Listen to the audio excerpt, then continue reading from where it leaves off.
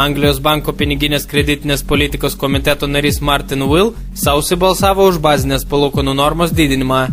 Kitiems komiteto nariams sprendimas susilaikyti nuo palūkanų normos didinimo nebuvo lengvas.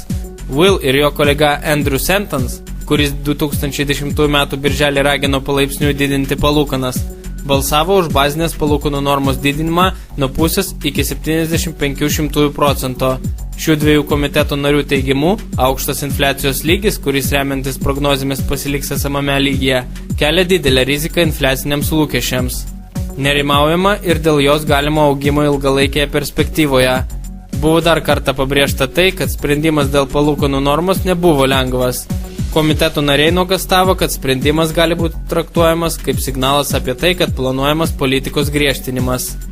Japonijos jena per artimiausius mėnesius turėtų išsaugoti stiprias pozicijas JAV dolerio atžvilgiu ar net priartėti prie rekordinės maksimalios reikšmės. Tai gali vykti tik tuo atveju, jeigu rinka sukrės netikėtus nepalankios naujienos iš JAV ar Europos. Apie tai šiandien pareiškė Japonijos liberalų demokratų partijos atstovas Yoshimasa Hayashi. Spaudimas mūsų valiutai sumažės, o kylanti jenos tendencija nesikeis, teigia jis. Hayashi pridūrė, kad netokios džiuginančios JAV ekonomikos perspektyvos ar Europos skolų problemų paaštrėjimas sukeltų dar vieną intervenciją su jenos pardavimu. Tam, pažymėjo jis, prireiks kitų šalių centrinių bankų pagalbos.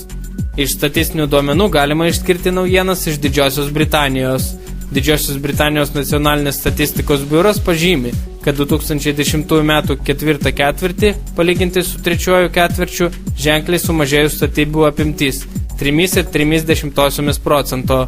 Rodiklio kritimas tapo rekordiniu nuo 2009 m. pirmojo ketvirčio. Neigiamą dinamiką demonstravo ir paslaugų sektorius. 2010 m. ketvirtą ketvirtį jo kritimas, remiantis išankstiniais duomenimis, siekia 0,5%. Tai tiek šiandienai. Bendrovė Real Trade linki jums gero vakaro ir atsisveikina iki rytojaus.